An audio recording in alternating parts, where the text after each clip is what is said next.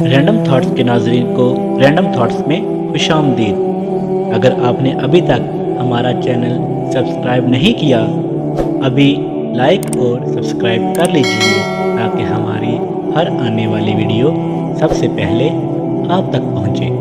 حضرت شاہ عبدالعزیز دہلوی رحمۃ اللہ علیہ کے زمانے میں ایک ہندو پنڈت نے ایک اعلان کیا کہ ہندو مذہب سچا مذہب ہے اور اسلام جھوٹا مذہب ہے، اور دلیل اس نے یہ پیش کی کہ ہمارا فلاں مندر جو 2000 سال سے بنا ہوا ہے آج تک بالکل صحیح سالم ہے، اس کی دیواریں، کھڑکیاں، دروازے، غرض سب کچھ ویسے کا ویسا آج تک اپنی اصل حالت میں موجود ہیں، جبکہ مسلمانوں کی مساجد ایک سال بھی نہیں گزرتا کہ رنگ و روغن، در و دیوار، دروازے، کھڑکیاں سب کچھ خراب ہونا شروع ہو جاتے ہیں۔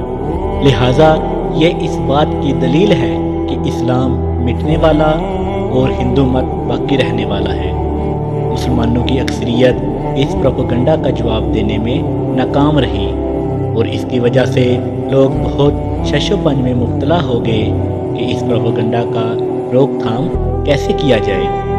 ایسے میں حضرت شاہ عبدالعزیز دہلوی آگے آئے اور اس نے اعلان کیا کہ اس کا جواب میں دوں گا۔ پنڈت نے کہا، کیا جواب ہے؟ حضرت نے کہا، ایسے نہیں، اسی مندر کے دروازے پر جواب دوں گا۔ مقررہ وقت پر مسلمان اور ہندو سب جمع ہو گئے کہ دیکھیے کیا جواب دیتے ہیں۔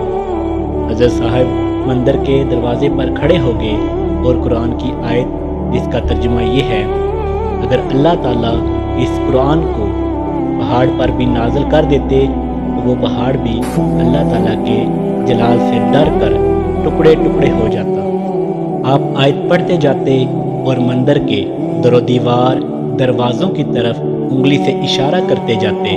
ایسے میں اللہ تعالیٰ نے آپ کے ہاتھ پر اپنے دین کی حقانیت کی کرامت ظاہر کر دی اور مندر کی دیواریں گرنا شروع ہو گئیں، دروازے ٹوٹنے لگے۔ مسلمانوں نے اللہ اکبر کا نعرہ لگایا۔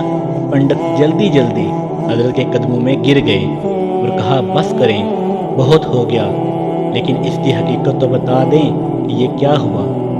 آپ نے فرمایا، اللہ تعالیٰ قرآن میں فرماتا ہے کہ قرآن اگر پہاڑوں پر نازل کر دیتے تو وہ بھی اپنی جگہ نہیں ٹھہر سکتا، پھر اس مندر کی کیا مجال ہے کہ اپنی جگہ پر کھڑا رہتا۔ یہ تو مسجد کی عظمت ہے کہ اس میں روزانہ قرآن پڑھا جاتا ہے، پھر بھی اپنی جگہ پر کھڑی رہتی